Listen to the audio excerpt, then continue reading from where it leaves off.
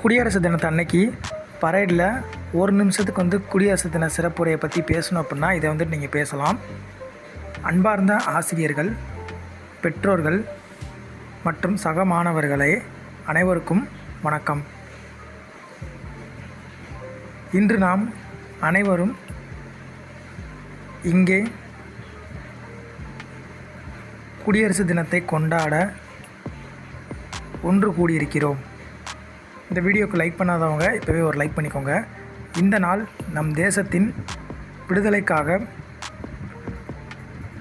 போராடிய வீரர்களை நினைவு கூறும் நாள். 1950ஆம் ஆண்டு இதே நாளில்தான் நம் நாடு குடியரசானது.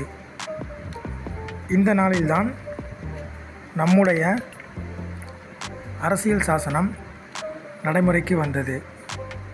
நம்மளோட சேனலை சப்ஸ்கிரைப் பண்ணாதவங்க இப்போ போய் சப்ஸ்கிரைப் பண்ணிக்கோங்க.